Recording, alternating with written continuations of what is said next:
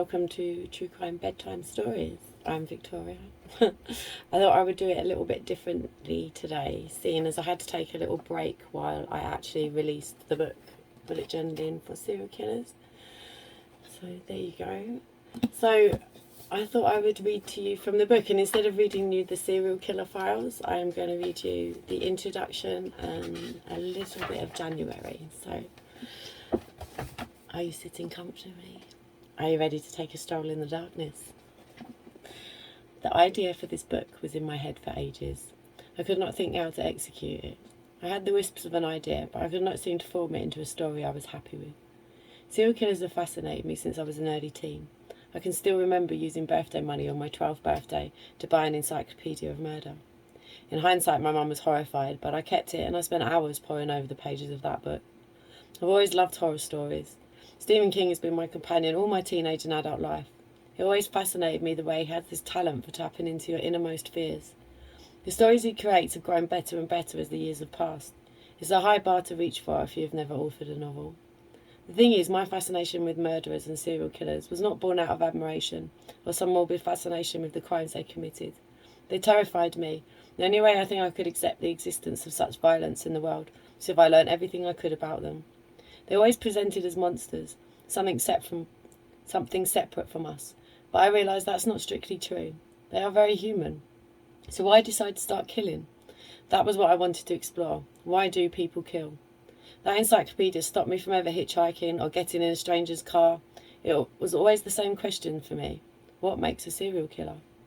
So that is what this book is, an exploration of all the things that contribute to becoming a killer. Researching this book was a lot harder than I thought it would be. One of the things I stumbled across was a book written on serial killers by Ian Brady, the Moors murderer. That case always haunted me, as I think it does anyone who looks at it in any detail. For me, it was a clear cut. He was a monster. He must be to carry out the despicable acts he did. When I started reading the book, I must admit I forgot who wrote it and was completely engrossed in what he was saying. Here were very particular subjects I wanted to touch on in the book, and imagine my horror when I was reading my own thoughts on this subject, but from the mouth of one of the most heinous criminals Britain has ever known. But when I sat and thought about it, that is the very thing that fascinates me about serial killers. The killers with exceedingly high IQs seem to be able to give such a fascinating commentary on their own crimes, but also on other killers and society in general. The level of self-analysis is the thing I personally find fascinating.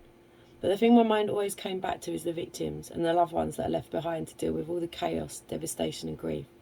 That is why I need to make it clear I do not want to mitigate what they did in any way. Most of their crimes are inconceivable to me, and I will never understand the mechanics of the desire to inflict pain and suffering. My intention is not to excuse their acts in any shape, way or form, because they are inexcusable. They've already been created, and if there is any kind of redemption for them, it is not my place to comment or speculate. I have lost both my parents through illness. That was traumatic, but the reality is I have no idea how it must be to lose someone in such violent circumstances. Although I empathise, I'm very aware of the limits of my empathy. That is one of the main reasons I've toyed with this idea for so long. It's such a taboo subject. One of the issues I want to touch on is the media's involvement in the whole thing.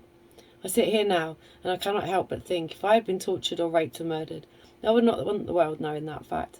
It would be bad enough knowing my loved ones would have to know that, so why do the media reproduce every tiny element of what is done to their victims? Surely they should be granted the privacy of not revealing those facts. My intention is not to glorify serial killers. My intention is to look at what creates them in the first place, as that is the only way to really address the problem. They cannot simply be fixed. I want to make something truly clear. Yes, some of these killers have had terrible instances of abuse and violence, but so have I and countless other people. So what's the difference? I decided to heal myself, grow as a person, and make sure I do everything I can to make sure my cycle of abuse ends with me, as do many others. They chose to enact every dark idea and fantasy they ever had. So why the difference? Why do some people go on to recreate the exact abuse or a version of it that was perpetrated onto them? There is an old Native American saying, inside of every man there is two wolves. One wolf represents love, the other wolf represents hate. Which wolf wins? The one you feed. It sounds so simplistic, but it is the difference. When terrible things happened to me, there was anger, scary anger I had not ever felt before. There were also fantasies of exacting revenge. The problem is for me, I'm a very empathetic person, and those feelings felt uncomfortable and heavy, but most of all they didn't feel like me. So instead of dwelling on those feelings, I reach for feelings of hope, love and recovery.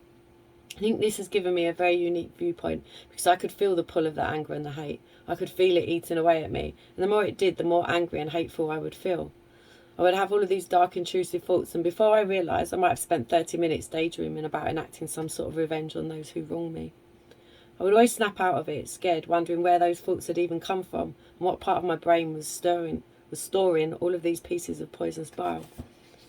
Instead of dismissing the thoughts as just thoughts and fantasies, serial killers spend so much time feeding them, it becomes a compulsion to make them a reality.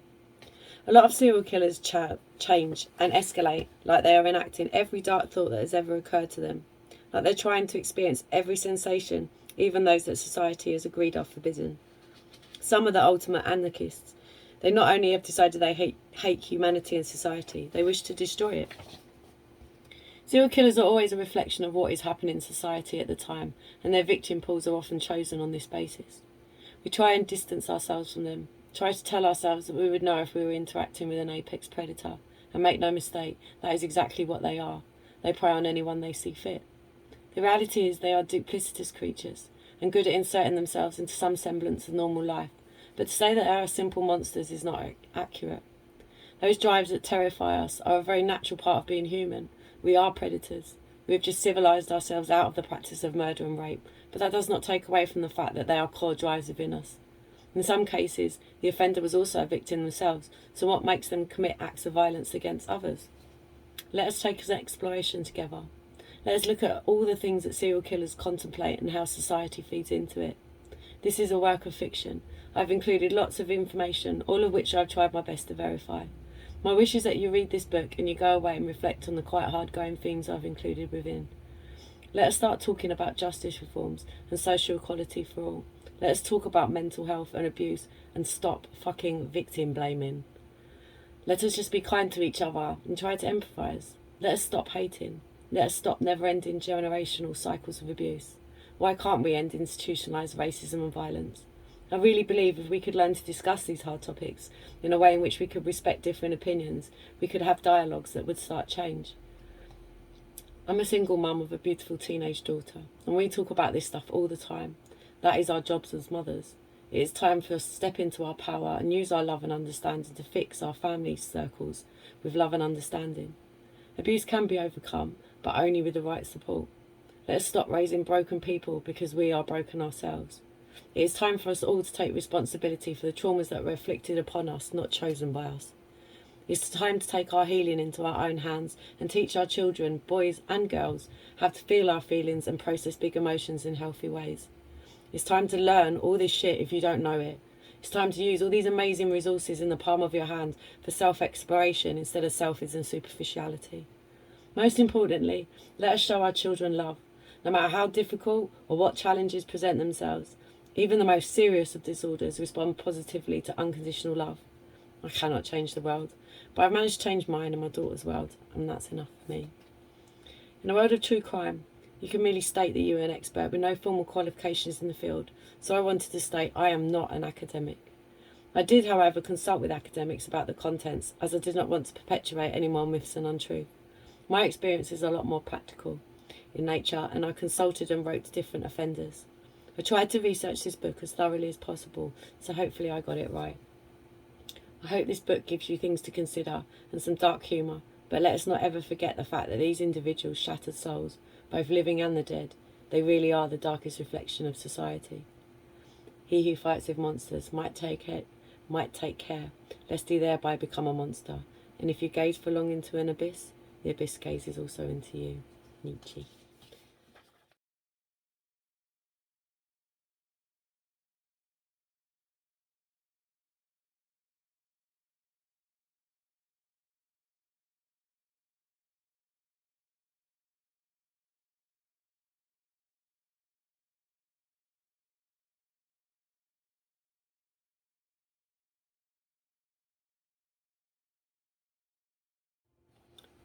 January 1st.